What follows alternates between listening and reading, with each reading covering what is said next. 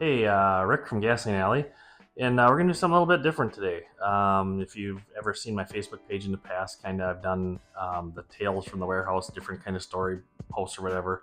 Doing something a little bit different instead of just doing fix it post or buy our this post or whatever. So I get asked all the time, what do you collect? I don't really collect a lot because I started this as a dealer, not necessarily a collector. So when I first started out, there wasn't really the opportunity to keep a lot of stuff, even though it was really cool. But there are some things that are always mean a little bit more to me when I run across them in the wild or for whatever reasons, or some of the stuff that I have a harder time getting rid of, put it that way. So, I mean, most of the stuff is still always going to be for sale at some point, just a matter of finding that price point where I'm happy with. But so I just threw some stuff out on the table that were out. It's in my office, stuff that do I collect it? Well, it's in my office for a reason, because it's just either as a reason, or personal reason or whatever. So so I was just going to show you some stuff today. So starting off, we got the big dog here, made by Republic Steel. They were also the people that did the Ride on 63 Corvettes. I have this in my office because I remember growing up, seeing myself, a picture of myself when I was about 3 years old, sitting on one of these at a gas station my dad hung out at all the time. So they had this toy sitting at a Union 76 station that he kind of hung around on. I went with Dad to the gas station. I got to play on the wrecker. I've always liked tow trucks and wreckers. It just kind of means something to me because I have a picture of myself sitting on one like this when I was about 3 years old. So I found one at a toy show one time, set it aside because it's a memory. So that was kind of the big dog sitting on the table. Other memories that I got, Sweet Shop homemade candies, just an empty candy box. Sweet Shop is a little chocolate candy place here in La Crosse on the north side, La Crosse north side. I gravitated towards this when I stumbled on it. It's a really early piece from when they first started dipping chocolates. My grandma worked at this place until she was 97 years old. She worked there over 50 years, dipping chocolates, hand dipping chocolates. Every Christmas, I got a box of chocolates as a kid, hand-picked for what ones that I liked to eat as a kid, instead of the, you never know what you need a roadmap. I knew it was going to be in my box. So I found this Sweet Shop box locally here one time. Thought, well, reminds me of my grandma, so it's in my office. So do I collect candy boxes? No, I kept this one though, just because of that story. So we'll have a couple other things here. We got this piece here. I stumbled across it. Clean again, hard to beat.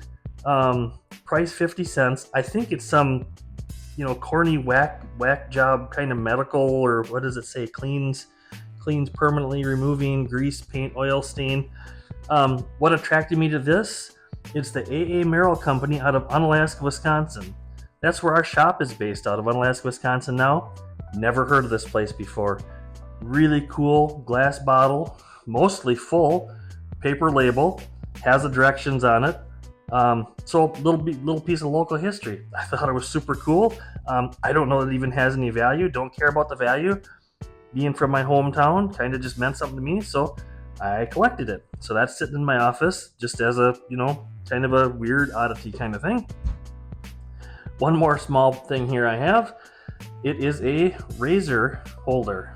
So from the Peter Newberg Clothing Company across Wisconsin. So stumble on this, of all places. I think it was in an antique store, like in the Twin Cities area, which is about 3 hours north of us. Again, La Crosse, Wisconsin, where I grew up, downtown.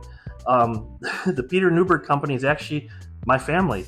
It would have been my grandma's sister's dad. Kind of a really unique piece.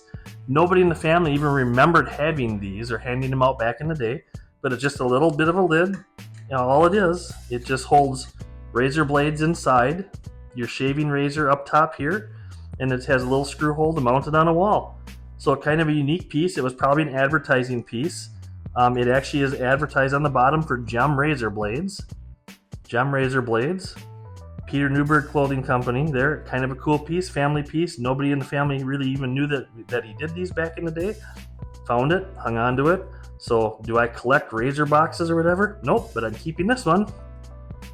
And then last thing on the table for today, again, story behind this one. This one, I don't have any affinity towards the Henny Packard ambulances, dealer promos. I buy and sell dealer promos. This one was kind of, I'm hanging on to it because of the story behind it. So really good friend of mine, toy dealer buddy, stumbled on this, brought it to my shop for me to buy. He knew I kind of did dealer promos, bought and sold them, whatever. Made him a deal. It was part of a whole group of toys. Made him a deal on it. Put it away. Later that same day, another good toy friend of mine. Both are passed away now at this point, unfortunately. So that's kind of the reason on these two, is because it's something that I got from both these guys that are no longer with us. Anyway, I didn't really want to sell it that day because I thought it was kind of cool. The other gentleman talked me out of it, and he wanted it. When he passed away, I had to deal with his estate, help the people that were dealing with his estate liquidate all of his toy collection, stuff like that. This one came home with me. I bought it because of the memories of both of those gentlemen, that they were kind of both a little bit of my mentors, if you want to call them, in the toy industry. One of the nicest examples you'll find of this still has the hood ornament intact up here. The little swan's usually broken off. A lot of the trim pieces are usually broken off and missing, but this one is pretty complete with the original box. So I kept it as a collector value, but more so because of sentimental value, because it actually changed hands 3 times amongst all of us friends, and then it came back home with me, where it's going to stay. So that's kind of what I have just for you today. A little bit of a unique story time, I guess, if you want to call it, to answer the question, what do I collect?